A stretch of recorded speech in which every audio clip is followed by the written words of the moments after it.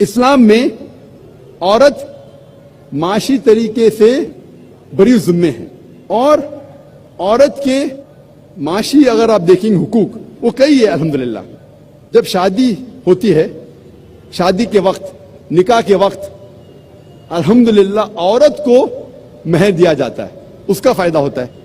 اللہ تعالیٰ فرماتے ہیں سورہ نساء میں سورہ نمبر 4 آیت نمبر 4 میں کہ آپ عورت کو شادی میں نکاح کے وقت ایک تحفہ دو. مہر نکاح کے لیے فرض ہے, مہر کے بنا نکاح ہو ہی نہیں سکتا اور عورت از آن دا ریسیونگ اینڈ, اسے فائدہ ہے. لیکن ہمارے اس ملک کے معاشرے میں ہندوستانی تہذیب میں الٹا ہے.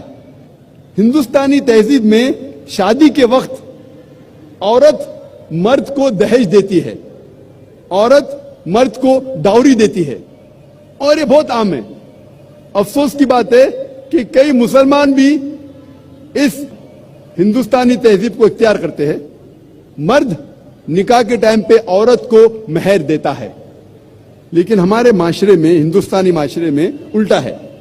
ڈاوری عورت مرد کو دیتی ہے اور اس کے معیار کے حساب سے اگر وہ گریجویٹ ہے تو 1 لاکھ روپیہ ڈاوری دہیج, اگر انجینئر ہے تو 5 لاکھ روپیہ, اگر ڈاکٹر ہے تو 10 لاکھ روپیہ 1 ملین روپیز, جیسے بھیڑ بکریوں کو بیچا جاتا ہے منڈی میں.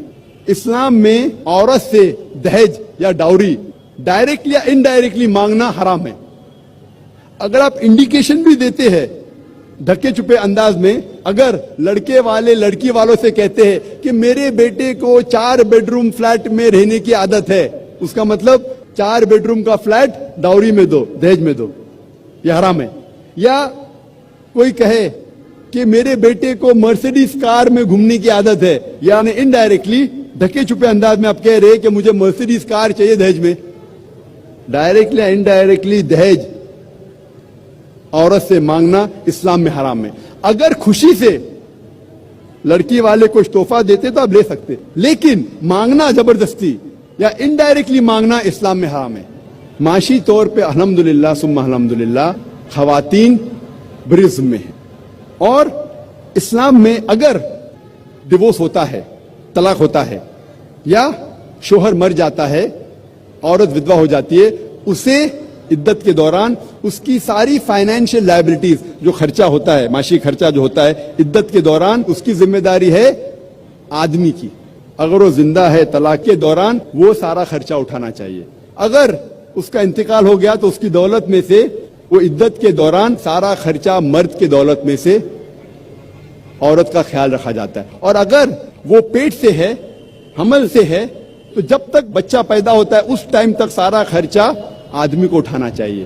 اور اگر بچہ پیدا ہوتا ہے اور بچہ ہے تو جب تک بچہ بالغ ہوتا ہے اس کا خرچہ اٹھانا چاہیے مرد کو.